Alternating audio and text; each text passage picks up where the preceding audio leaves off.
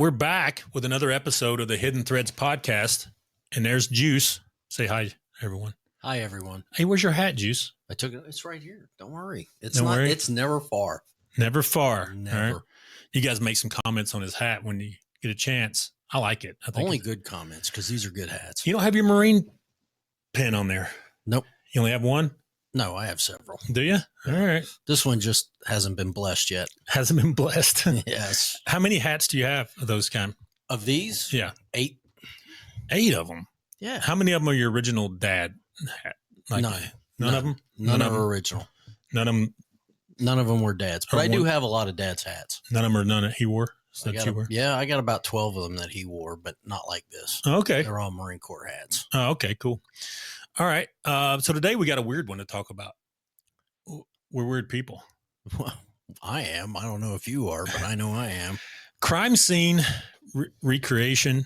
You ever dealt with that before? Yes. All right. Tell me about your experience with it. It just depends on the cases. You try and make them as factual and as close as you can to what really happened, just to test out your hypothesis of whether it did or didn't occur that way. And you go with it from there. Right. Okay. There's a science behind it, and there's people that have college degrees, and that's all they do is crime scene recreations. You ever seen those folks?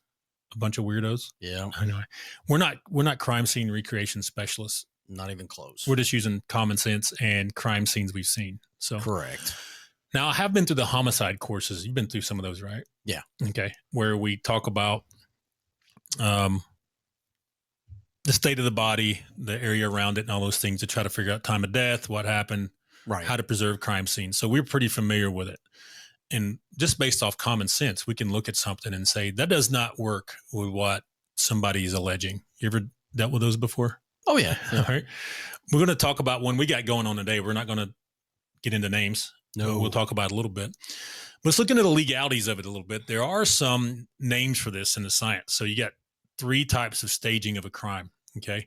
This is the crime, not the police doing it. The police could be involved if they're a criminal, if they're trying to hide something. So we'll get into that. Yeah. But the primary, you have the primary staging. That's where the offender, their motivation is to point the crime away from them, either to say it was an accident or that somebody else did it. Absolutely. Right? They staged a body, they hide evidence, all kind of weird stuff goes on where they are, it has to do with their motivation, right? So that's where the offender's saying, hey, I've killed someone or committed a crime. It doesn't have to be murder, but they are trying to divert the attention away from them and say it was either an accident or somebody else did it. Okay. That's just blatant staging, right? Right. We see those on TV a lot. People try it and they do it. And then good detectives or good technicians can usually figure it out, all right, by reenacting it. Then you have the second kind, which is just your straight up psychopaths. They're the ones that stage it in a ritualistic manner. The Dexters. The Dexters. Yeah, the Zodiac killer. Those kind of people. Yeah. I don't know if the Zodiac staged people or not. Did he? I can't remember. I read his books and stuff. I don't know. But he was nuts, though. But a lot of your... They're all nuts. A lot of your psychotics will do some kind of ritualist. They get some kind of sexual gratification from staging a dead body or torturing a person and then in a certain way. Then you get the third kind of staging. It's just accidental. Say a EMT walks in trying to save a life and tramples a blood pool. Life is primary over that blood pool. All right. If they're stopping the bleeding or starting the breathing, all those things, or moving a body away from danger. Okay. Correct. Those is what we call the third kind, which is inadvertent. All right. You enter the house and step in a puddle of water, but you didn't mean to. Your intention is not to distort the crime. Or right. There's no intent to mislead. No intent to mislead. You're so much smarter than me. I have a half a brain cell this morning. Really? Yeah. You drank about 3 gallons of coffee already. I probably had closer to 5, but okay. All right. Well, I drink energy drinks and coffee all day. So anyway, so there's a specific one out in Texas I was looking at here. This woman, her name is Allison Lawrence. Okay. She had an accident with her pistol with a kid in the house. All right. Where she actually shot herself in the arm by accident. So it wasn't an accident. It was a negligent discharge. It's bizarre. because she had a negligent discharge if you're in the Marines or the Navy, an accidental discharge if you're in the Army or the Air Force. It's not accidental, it's negligent. They're not used to handling firearms, so we'll give them accident. Anytime that finger presses the trigger and you don't have your sights on target with intention to kill somebody, it's a negligent, not accidental. Correct. Right? All right. Correct. The gun only turns on when you press the trigger. That's right. You got to press that button. You got to press the go button. But anyway, she had an accident. And for some reason here, she came up with this whole big story about some guy broke in and tried to attack her in her home with her child there. Why? I don't know. So what? You're a woman. You're not, you had an accident with your pistol. Just admit it and say. There's men that do it. There's women that do it. Why don't you just say, hey, look, I screwed up. I've shot a lot of rounds. You've been around me. I'm a pretty good shooter. You are. And I've had a negligent discharge before. And I admitted it. I admitted it. Especially when you're doing high stress things and a lot of things going on. Sometimes you press that trigger by negligently. Say it.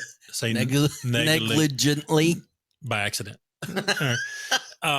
And as long as you're following one of the 4 safety rules, you're going to be okay. Correct. As long as your muzzle's pointing in the right direction and all those things. So, if you just follow one of those rules, you're good. Do you know that? Yeah. All right. Some people don't realize that, but it's better to follow 4 though. Yeah. All right. Much better. Right. But yeah, I've had them before. I didn't hurt myself or anybody around me, but this woman was playing with her pistol and shot herself in the arm by accident. All right. Fine. Get stitches, get some antibiotics, and move on with life. Be done with it. Go get some pistol training, right? I've seen awesome match shooters before, real fast and all that, accidentally shoot themselves in the hand. You ever seen that before? Oh, yeah. When they're doing a mag reload or I've seen one of my buddies shoot himself in the leg. Yeah. And they're not bad people. Nope. We still make fun of them. Yes. And they make fun of themselves if they're good people, right? Absolutely. But this woman, for whatever reason, made up this huge story. Now, if she would have just admitted that she accidentally shot herself, she would have went to the hospital and got patched up. And that would have been it. Nothing, right? Yeah. It'd have been like, hey, maybe go to a gun safety class or something. But that'd have been it. But she made up this big tale of a guy broke in her home. She came in, walked in the kitchen from the bedroom. He was in the kitchen, had a gun, shot at her. She went to the bedroom, got her pistol out of the safe, returned to the living room, and returned fire at him. So believable. Okay. If somebody's trying to do bodily harm to you, they're probably going to chase after you into the bedroom. Yeah. And while you're trying to get your gun out of I just don't understand. I could not find on here why she made this whole story up. But we're getting into staging here. That's what we're getting into. All right. So before she called 911, told them the police were on, and the police came there. They got there in about 8 minutes. Okay. So she took the pistol and shot bullet holes through the wall to make it look like she did it. But the problem was in the kitchen, one of the children had spilled some spaghetti sauce on the floor. It was kind of fresh, right? Okay. Like splatter on the floor. And the cop was like, hey, if he was in the kitchen moving around, it should be smeared, some footsteps. Right. Something like that. It was not disturbed in the kitchen. All right. So he was kind of like, FBI calls it a clue. So that was the first, this was just a uniform cop, he didn't have any crime scene background. Well, you do when you go through the academies. You get you a little bit. How to detect somebody's bull crapping you, right? Yeah. Common sense has a lot to play with it too. But you noticed that right away. All right. Right. When we get crime scenes as private investigators, it could be years after we see pictures, and some of the pictures aren't so great sometimes. And the death row case we got down in Florida, the crime scene photos are black and white. Oh, imagine that. That's awesome. Yeah. And that's what was turned over in discovery. And this was in the 90s, so there's color photos. I don't know why. Oh, yeah. I don't know. They were scanned in. They didn't have the digital phones and cameras we have now, but you took it off the card or film or whatever, developed a picture, and we had scanners, right? So anyway, they scanned them in black and white for whatever reason. What's buzzing over here? I don't know. Something's buzzing. Somebody I don't want to talk to. Does somebody need us? I I don't know. All right. Well, we'll check it when we're done. Back to our story. Exactly. All right. But anyway, it's very difficult sometimes we're looking at photos. Yes. We do not get, we had a drive-by shooting case we were working that was 15 years old. And you go down to, it was in Tuscaloosa. You go down there and it's a whole nother house on the corner. Completely, the house has been, the original house where the bullet holes were, gone. You know? Right. So we just get a picture of what, the road's still there, so we get an image of how it went down. Unfortunately, it's not 3D. It's not 2D. 2D. But anyways, we get these things way in after the fact. What I'm getting at, though, is this woman, this Lawrence lady, for whatever reason, made up this whole story, and it was the patrol officer immediately recognized she was lying to him. He didn't let on that he knew. He just let her dig her own grave, and she made up these big whopping story about a gunfight and all this. Oh, of course, nice. Of course, it's being recorded the whole time. And he actually transported to the emergency room to get her arm patched up. She kept talking the whole way. And the problem is, I was looking at the DA's report here. He's like, why is she lying about this? Because she's gone from nothing to now a felony, for lying and making up wasting the cop's time. Basically. Spontaneous utterance is a good thing. Yeah. But in Texas, if you waste their time and lie, and they apply resources, it can be a felony. Yes. Like 1 year or more in jail. And she actually got convicted of it because she took it to the jury. Uh-huh. They pressed charges for wasting their time, Not very smart. And they had a couple more in here. She had some drug stuff in the house they saw when they were in there. That comes with a whole nother thing. If they come in your house and see it, can they still use it? Yeah, they can use it. It's called plain view doctrine, right? Yeah. So, if they come in your house and they see something illegal, but you invited them in, or something dangerous going on, and they come in, then they can use it. Oh yeah. What are your thoughts so far? I've been talking a lot in this one, Juice. Well, kind of like when I was police, and I know people do things, even in corrections or on the road. People, it's everybody's nature when they get caught doing something they shouldn't have done. Their first psychological response is to lie to save their butts. Right. You either let them run with it, or you say, hey, look, listen, stop. Mm-hmm. I know it's your first psychological response to save yourself is to lie. Let's back up and tell me the truth. Right. Sometimes you get people to tell you the truth. Sometimes people continue with the lie and weave that thread. Well, Go ahead. Right. So, this one's crazy. We didn't get into the case a lot because it's not a big serious one, but she staged this thing and got herself in trouble. So she shot holes they got her. She fired rounds through the wall and then went out into the neighborhood. Oh, that's not endangering any of her neighbors. Staging the crime. Yeah. She put 2 holes in the wall to make it look like they got into a gunfight. The problem was she didn't shoot back the other way. Imagine that. There's always a flaw. She said he took multiple shots at her, and the police was like, where's his bullet holes from his side, right? From his point of view, I guess you would say. And there was no bullet holes in the couch or in the walls or anything. If you shoot a 9mm, 45, I don't care. From 0 to 50 yards, that thing's going to make a mark. Yeah. There's some things that pass the sniff test. And this one didn't. Some things that don't. So she got a year in jail because she's stupid. And good. She never would say why she's lying about it, instead of just saying, hey, I had an accident. What could you say to come back from being that stupid? I don't know. But hey, we're going to take a break, though. We're going to come back and talk about a live case we're working now and some of the things that don't pass the sniff test with it. Correct. We're not going to say any names. No names. All right, here we go. We're going to take a break. That's good. Yep, safe online dating. It's a big deal. So maybe you met the person of your dreams on Tinder or one of the other platforms, and you're getting ready to meet up with them in person. Or maybe you've been in a long-distance online relationship with them. You just want to know who they are. Well, we have a tool called TLOXP. It's only available to federal agents, police forces, and private investigators. Hey, that's me. And we can tell you about their bankruptcies, judgments, evictions, divorces, arrest record, important things you need to know before spending any more time with this person. All right, get to know who they are and confront them with it, or just break up with them, whatever your choice is. But you have to call us or fill out the information on the link below. You're going to hear from a real private investigator that's going to go over this data with you, go over the pricing options with you, and get the information you need to be safe online. Don't wait any longer. Click the link or give us a call to get started. The number is 866-910-7499. Again, 866-910-7499, or click the link. Hope to talk to you soon. And we're recording, and we start right on Juice's mug with his hat on.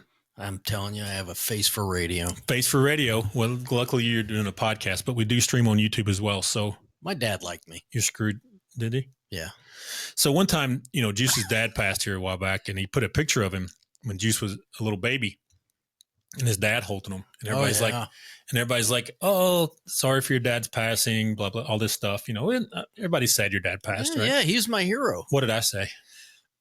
I don't remember, but I said, had to be something about an ugly baby. I said Juice hadn't grown an inch. So. Yeah. Oh, that's right. You did. We're so mean to each other. That's right. If you haven't hung around Marines much, we are not very nice to each other, but we love each other. Exactly. So, right. It's a brotherhood. It is.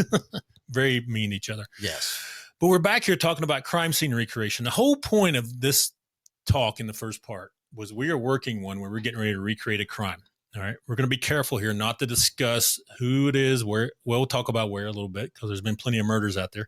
Oh yeah. But it's kind of the train station of our county we live in. They dump bodies out there. It is a rugged area where it's hard to find people. They can lay there for a while. But anyway, this one here we're talking about had a incident where a woman was found dead at the bottom of a cliff. So how high do you think that cliff is? We haven't measured it yet, but I think it's 200 feet. Yeah, maybe 200. It's a good drop. I mean, oh yeah, you're not going to just limp away if you go off it. You're not going to say, man, that hurt. And then we've repelled in there several times over the years. So it's easily repelled, but it's not so hard to just get out of it. And it is a drop. It's this little point sticks out, and there's no trees to stop you to hit the bottom of the canyon there. But how we got this, we were hired, and they're saying, hey, the woman that's being accused of this, she's not saying anything to the cops, which is good. She's not talking at all. Good. That's what we want. All right. She's not saying anything, but it was just pointed out that a informant just gave the cops a tip, and another woman said that this may have happened, and they came and arrested our client. All right. Correct. Now, the woman that died had been laying out there for about 18 months, right? Yeah, somewhere close to it, yeah. Yeah, so it's a while. And there was the lover's quarrel, all kinds of things going on. Oh, it's a sordid affair. Sordid affair. Now, the guy that we think did it, that doesn't mean we can prove it, right? Right. We're still working through this. That's our hypothesis. That's our assumption. Right? Yes. That's all that that's my Sand Mountain way of saying hypothesis, assumption, right? That's what I got to think. I got to think. The guy we think did it was having a sexual relationship with the woman that ended up at the bottom in the canyon dead. Okay. I fully believe that. All right. Now we know that that was proven through different things. Now we believe that this woman he was having an affair with was causing issues with his marriage. It was going to cost him some money. Okay. Cause they owned a business. Him and his wife owned a business together. Yep. And she's going to say, I want half of your stuff. Of course. Like any good woman would. Yeah. Well, it's how it goes in divorce in America, right? Yeah. Divorce in the good old USA. And we think he had this woman killed or killed him herself, or him and his buddies did it. All right. Oh, he was definitely a participant. Yeah. Here's where we come into play. Me and Juice went out there, and we went off the the investigator's testimony, which he had it in the wrong spot. Right. We went to that place first, and we're like, man, this is a huge swath. And we were looking down at the place where the police said, and it wasn't that massive of a drop. No, it was. You could have limped out of there. You'd have probably hit some brush and been like, man, this hurt. But yeah, I'm going to go recover take some ibuprofen and get on with my day. Type. Right. The Corman special. The Corman special. Take a knee, face outboard, take Motrin, and drink water. Right. Exactly. So, I always hated taking the knee part. Yeah, that was a little weird, but that is what it is. You'd have to set out on knee on security until your legs fell asleep, and then if you had to move, you couldn't move. So, you know why? And why? It's good training. Good training builds character. We're going to sit here on our knee, on one knee, until you hate the Marine Corps and get out of it. Right? It builds character. But anyways, we're going to our Marine Corps interjection is going to be throughout this whole podcast till the day we die. We apologize. So we're going to confuse people that are in the Marines or possibly the Army. There's some Army, especially if you're Army infantry, you'll get some of it. So, but they're people too. Oh yeah, they are. 11 Bravos, not 11 Mike. 11 Bang Bang. Yeah. What's an 11 Mike? Mechanized. I thought that was Charlie. No. Well, Charlie's been a while. Charlie's cavalry. Yeah, cavalry. The cavalry with their hats and stuff. But anyways, if you'd have went off the cliff that police said in their testimony, you'd have probably walked away or maybe broke a little bit, but you wouldn't have died probably. Oh, a healthy human would not have died. No way. A healthy adult. Now, right out the gate, we said, was caught. We found out from a guy that's local there. He said, hey, there's a rescue squad that does high angle rescue and stuff. Call them. We called them. They told us, no, it's at this other place. Right. So we went to the other place and we looked off and we're like, yeah, you would die if you fell off that one. And he said, hey, it's right off this point, which is still kind of fuzzy about exactly where it is. We're going to try to pinpoint that. Right. We're going to make the guy that pulled the body up go stand there. All right. Hopefully. Yeah. Drop a rock on it where it was or whatever. Yeah, something. So we can pinpoint it. And, but here's the issue. So this is the national park and you cannot just drive up to this rock's edge and heave people off. Right? No, there's obstacles in the way. You've got to park in the parking lot and you're not driving up because there's these boulders and rocks in the way. Right. And there's this wooden telephone pole ledge around the edge. You got to climb over to get to the edge of and the concrete stanchions. There's concrete stanchions with the poles in the middle. Right. You got to climb over. And for short people, it's not that easy. I would know. You and I climbed all over it looking around. Oh yeah. And it's difficult for just grown up men just to move around out there. Yeah. Without falling off. Very difficult. Without falling off. You got to be careful. Yeah. Especially you get on the other side of that barrier. You're going to fall off if you're not paying attention. Yeah, you're good behind the barrier. Yeah. Yeah. In front of that, it's a little iffy. Now, behind the barrier, if me and another grown-up just grabbed you by your arms and legs and did the 1, 2, 3 heave, would you make it over from behind? There's no way. Okay. There's no way. You'd land on the rocks and go, ow, that hurt. Yeah. And get up and go back. Exactly.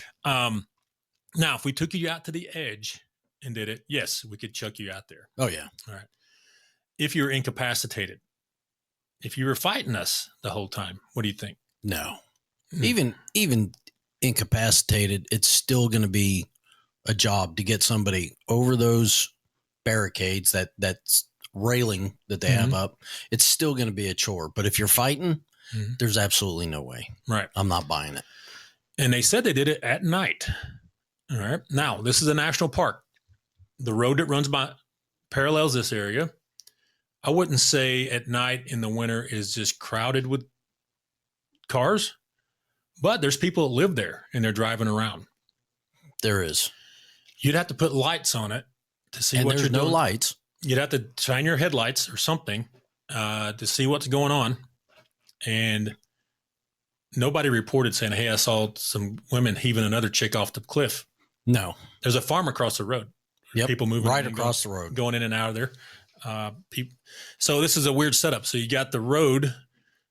If you're facing north on the right side, to the east is national park.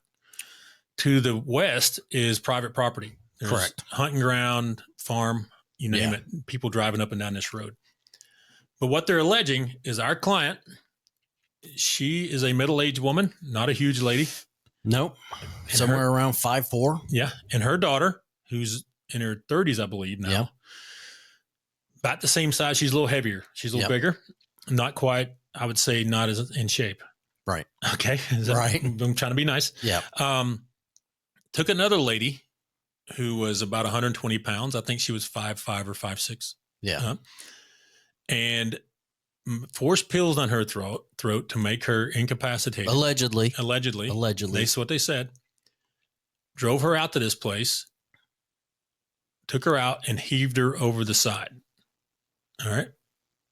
What do you think? Well, give me your opinion just right now, based off what? None of it is passing the sniff test. The sniff test. None of it. So what me and Mr. Juice and some help are going to do, we're going to go out there and recreate this with a dummy. Not me, the dummy. And not me, the dummy. We're an actual fake human. Yes. Okay? We're going to use that. We're going to tie off, and so we're safe. And we're going to see what it would take for two women to move an incapacitated body out to that edge. we're going to do it in daylight to show how hard it is. So, yeah, imagine trying to do this in no light or low light. Yeah, it makes it, what we'd say in the Marines, it makes it 50% more difficult, right? Or something like that. So that's why we trained at night all the time. It's already 50% difficult. Yeah.